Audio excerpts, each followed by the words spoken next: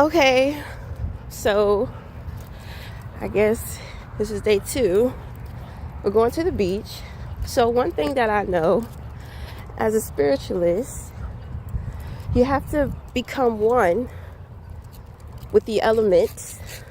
So the element that we need to become one with is the air. So there needs to be more air. I brought my son out here. I brought my dog out here. Okay, so I got him. You know, he loves the beach. He's so fucking excited. Oh my God, he's pulling the shit out of me. He's so untrained.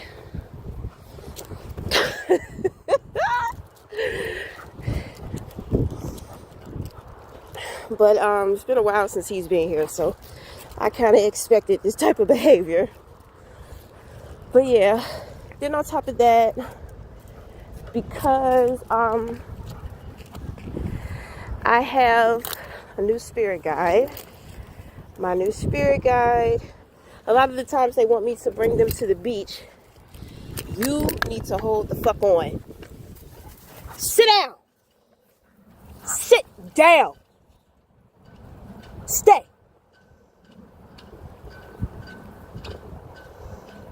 All right, go ahead. Child.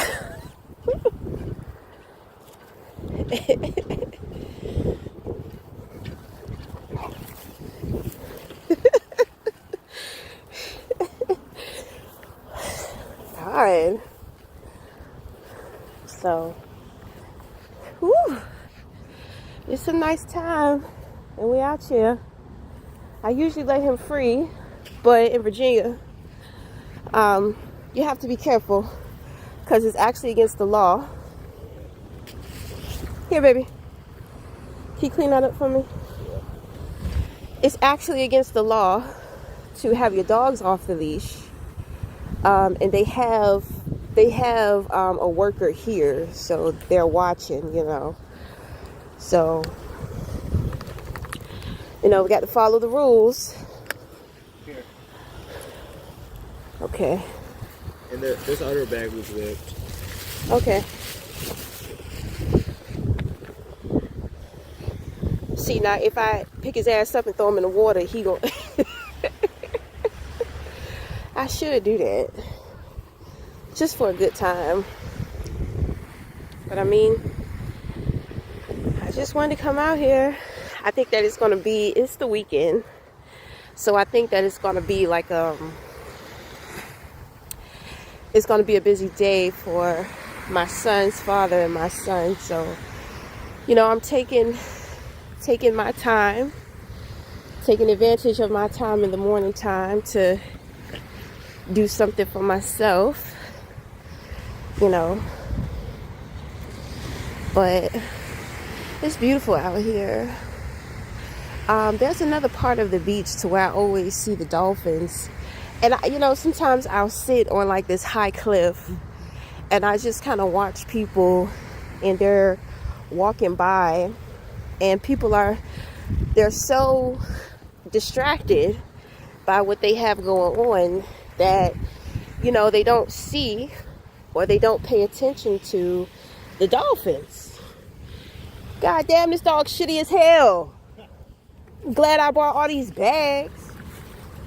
God damn. Here, baby. Mace. Gotta carry all of these. God damn. Hey! I think you stop eating it too much. It's probably your dad. Your dad feeding him. So I found this feather. As a psychic medium, I love my feathers. Go ahead and put that in my hair. Oh, we got some boat action out here today. All right now. It's another one right there. Okay. It's crazy. I was thinking about writing a story titled The Gentle Fisherman. Oh my God. I don't know if that's a synchronicity or not. That shit stink, don't it? I know it stink. That's why I gotta wait all the way to the back. Come on, Maze.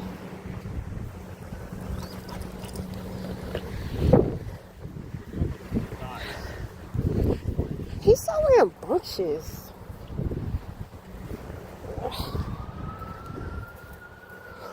Oh, I've been hearing a lot of police sirens. Oh, there's another dog out there. Okay, well, we about to turn back, baby. Come on. You could just put it in the Okay, well, we'll be over here. Child, because he don't get along with no other dogs. I don't understand how you gonna get a mate. What's wrong? It's a dead bird. Don't focus on death. Focus on life.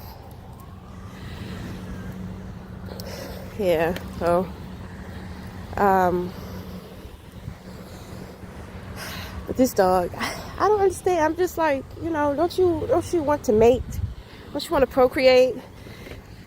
He's just so, I don't know. I like it because he's not nice. He's not very nice. You know, when it comes to other dogs, he's not very nice. And I love when I walk with him, I don't have to worry about anybody coming up to me, you know, trying to talk to me or holler at me, because the dog is not having that. I love it. But I really want my dog to have some puppies. I want to see him as a father. I really want to see him as a father. Instead of him being a responsibility all the time, you know, I want to see him have responsibilities. What is it, baby? You want to bury it? Go ahead. I know, but we're supposed to be focusing on life, not death. But if you want to bury it, then go ahead. That's what's in your heart. Do what you do. So at one point in time, and I did that to him actually, because at one point in time, we spent a lot of time on a lot of walks together, and I would just be so disturbed by seeing dead birds, you know, all over the place, that, you know, or dead animals, period, you know, and we would bury them. There was a dead cat, you know, me, him, and his niece, you know, we went back and got the dead cat, and we buried it out here on the beach, actually, you know. Good to go? All right, thank you for your humanly services, son, and your spiritual deeds.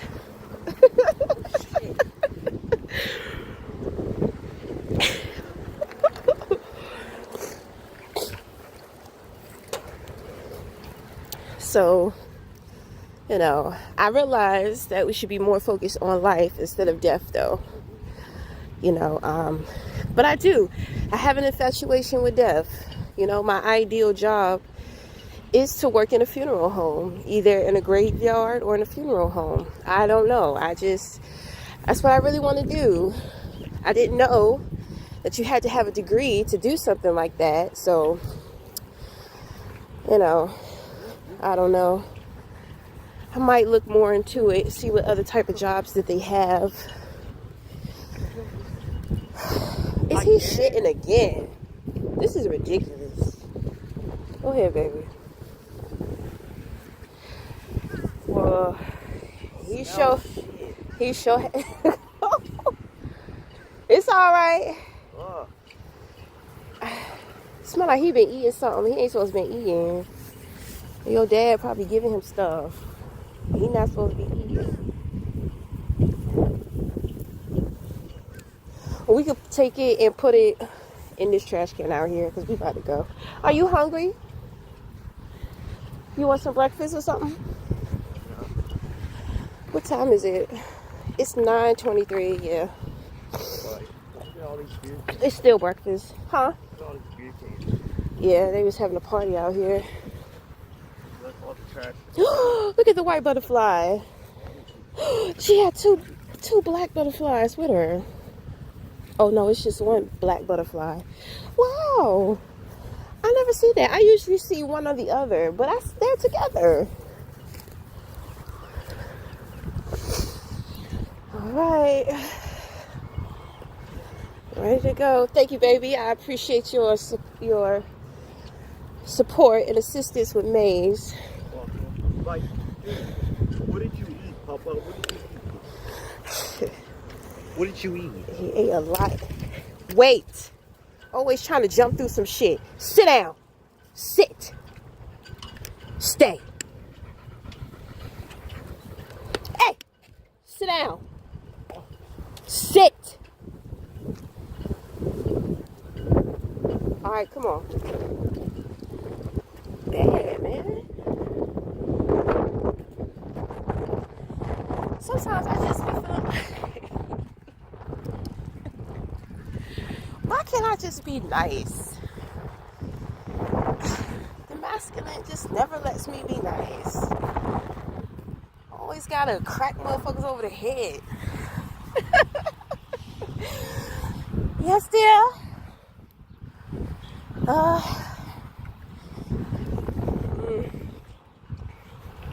It's pretty windy out here too.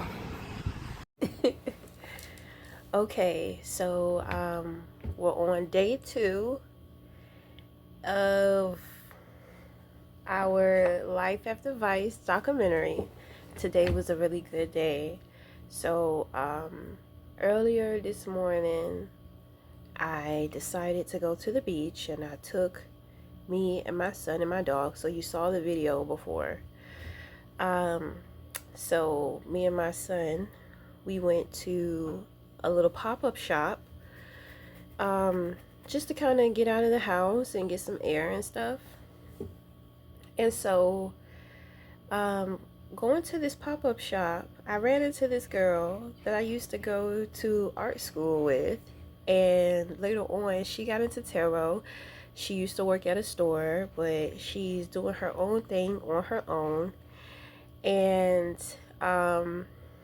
you know, whenever I see, you know, my people's out and about, I like to support, you know. So even though I do tarot for myself, you know, I used to go around to different communities and, you know, just go in and support, but at the same time, I'm also giving guidance spiritually, okay? But I had stopped doing that. But it just so happened that I ran into this girl, and, you know, I was just like, you know, I want to support her. So I supported her. Now, I mean, I don't know what's going on, you know, like,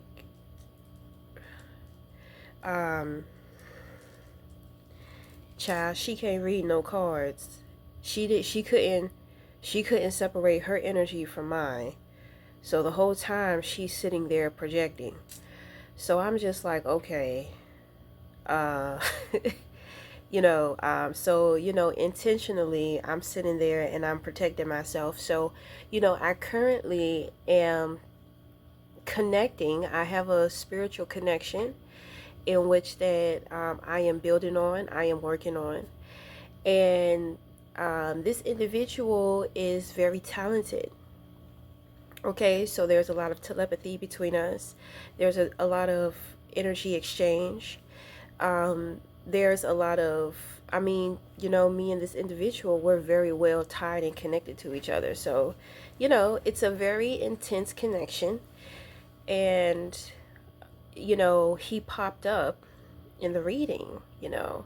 So she's explaining certain things, and I understand her perspective, because with a lot of readers, then on top of that, you know, her cards, you know, they were black and white. Okay, so I'm just, you know, it's like what she is creating is duality.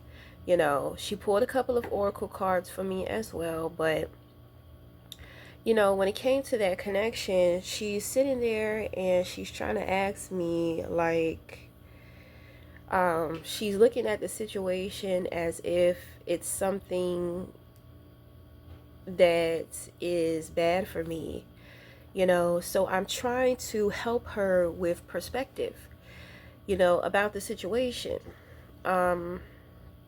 But, you know, she was projecting more of her opinion about things, and that's okay. Okay, because sometimes we think that individuals don't know. We think that they don't know any better. Okay, so but the thing is that even when I try to give her perspective on something, she was not willing to accept the perspective. So I'm just like, she has too much going on with herself to where she actually should not be doing this type of work for other people. But since she is out here, I'm glad that she encountered me. So now I can give her an energy exchange, honey, because she definitely needed it. Okay. So pretty much she's trying to tell me that the connection is bad for me. And the thing is that she does not know the detail of the situation, and she didn't have the sight to be able to see or perspective even when I tried to give her something different to think about. So I'm just like, okay,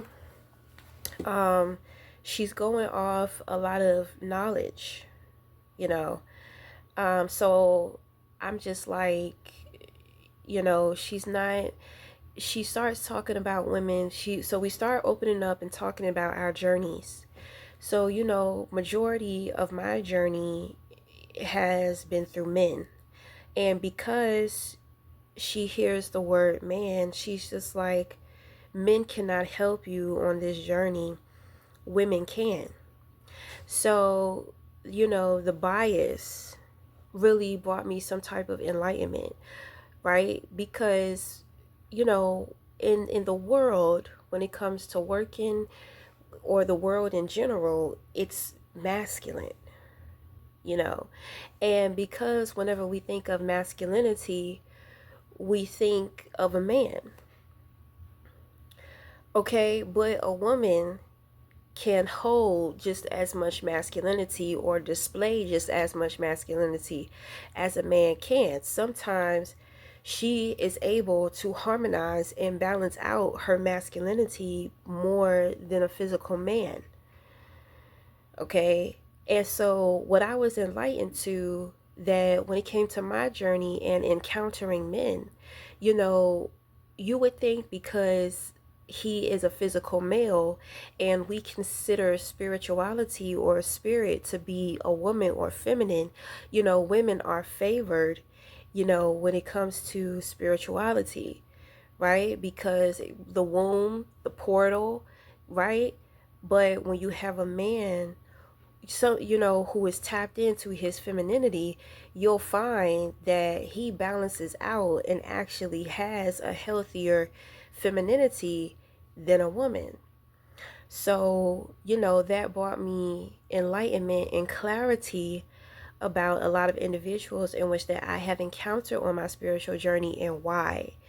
And she kind of tried to argue with me a little bit, like, oh, you don't trust women, you don't want to be with women, you don't blah blah blah. But at the end of the day, I'm a lot more harmonized. Like, I'm on a whole totally different level than her. You understand what I'm saying? And it's kind of like, after a while, I got her energetically to surrender to me, because there was kind of like this tug of war, and then the strife card popped out and she tried to put it in my face. And I'm just like, you're trying to put it in you're trying to give me your energy. That's not going to work. Okay, so when I begin, because the whole time while she's talking to me, because I know that it is a projection within my mind, on the surface, I look like I'm looking at her, but in my mind, I'm speaking to her with keeping her energy to herself, and therefore it's not affecting me. I'm not receiving it.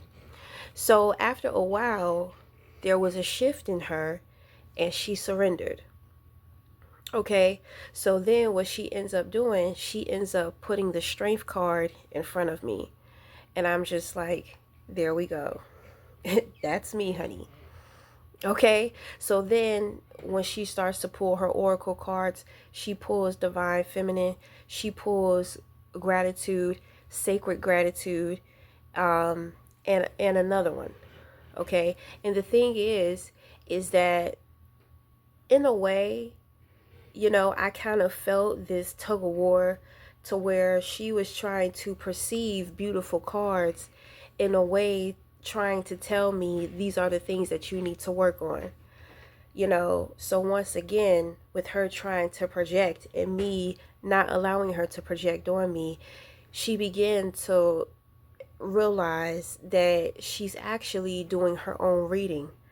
And we are reflections of each other, but she's reading her own reflection. Meaning that at this point in time, she's doing what she does for attention. She really does not truly believe in what it is in which that she's doing, which is why she depends on the knowledge of things instead of actually allowing herself to have her spiritual experiences and just kind of come outside of her box. So, all of a sudden, she begins, it's like we're in a counseling session, okay? And she just begins to spill her guts about everything in which that she has going on in her life, where she has been, and everything is coming out in the cards that she has lined up, and she is reading it. She's speaking it. She was trying to read it, but now it's kind of like with the surrender, she had to surrender to me because her soul, her spirit recognized me. So in a way, she was able to wake up, but at the same time, she was still a little apprehensive or in denial. But when she began to open up and talk to me, a lot of things began to come out, because I'm just like, you need to be working on your mental health too as a spiritualist. You are too feminine. You are more so about the knowledge and the spirit of things, but you don't have any balance within your masculinity. And she also let me know that for the last year, she had been encountering and having a lot of issues, with men arguing with her, men fussing with her, men trying to tell her this, and that, and I'm just like, you need to listen, because you're not balanced. You're too spirited. You're too out there, and then on top of that, to make yourself seem as if you're grounded, you want to use the knowledge to back you up instead of truth from your experiences. So, I mean, this is what we get, this is what we get from a lot of these communities.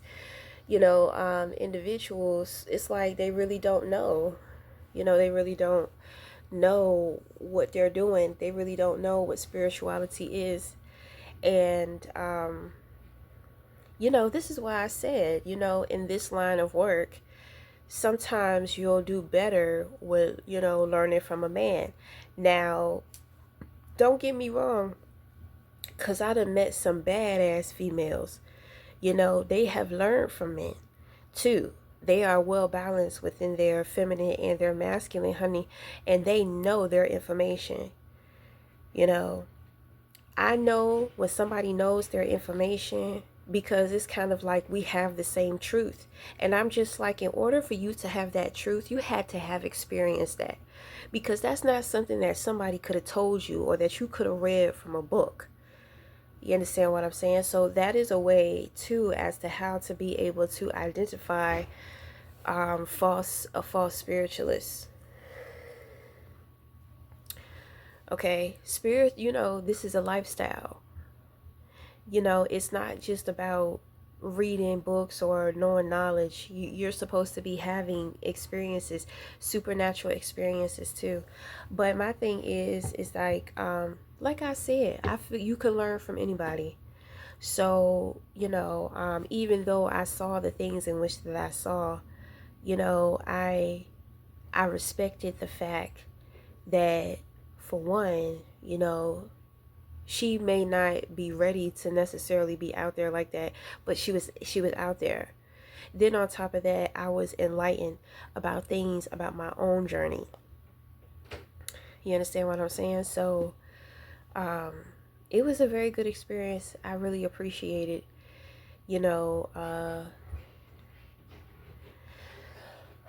just kind of being out and about. And because I went out into my sacred space actually, and um, I worked on my table. You know, my next step is resining the table and sealing it, and then that's it. It's going to be good to go. I'll be able to sell it. So I actually went to this pop-up shop because it's a platform that I actually want to go to. But before I go and invest, I just kind of want to see, I want to see what it's looking like. So, I mean, it looked like it looked like what I expected it to be from my previous experiences. So I'm just like, okay, I don't want to, because the thing is that in order to register to be there, you have to pay $50. Then on top of that, if you need a table, you got to pay $10 for the table. So that's a $60 investment off the top. And I'm just like, there's not enough traffic. You look around at everybody, because when I go to these places, I want to support everybody. But people are trying to make a living off of what they do, so their pricing is a certain way, in a way to where you can't really support everybody. So I mean, you got people there and they're looking at you, and I don't know, it just comes off real survival mode type shit, you know what I'm saying? So I decided that I'm going to scratch that, and I'm going to go through with what I decided that I wanted to do and what I wanted to go through with. So it was a really good experience. I had to actually cut off the reading. So I told her 20 minutes, but she went over 20 minutes, and then she just starts going off and she just starts venting. After a while, I could feel her draining me. So when I felt her draining me, I'm just like, okay. I'm just like, well, my son is ready to go. I'm ready to go. I'm ready to wrap it up.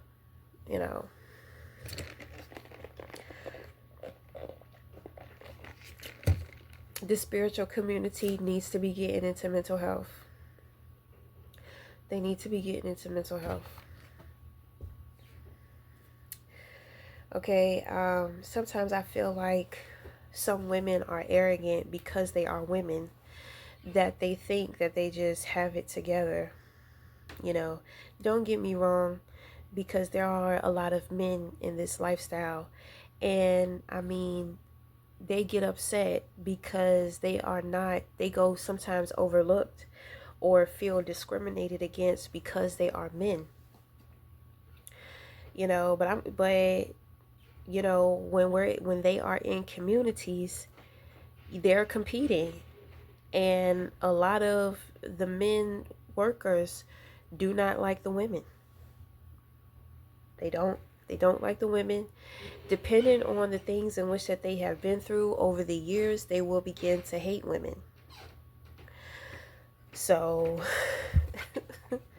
they will begin to hate women because they feel it's kind of like being in Barbie land. If you've seen the movie Barbie, the Ken dolls wanted to take over because they felt like they weren't good enough, but at the same time, it's Barbie land.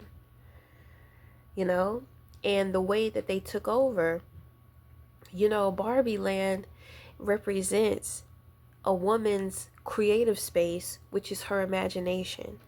And sometimes, when masculinity tries to step into this space, it tries to take over and conquer and control the narrative. But nobody should be able to come into your space, take over, and control. Okay? So it's about, respecting boundaries. Respecting boundaries.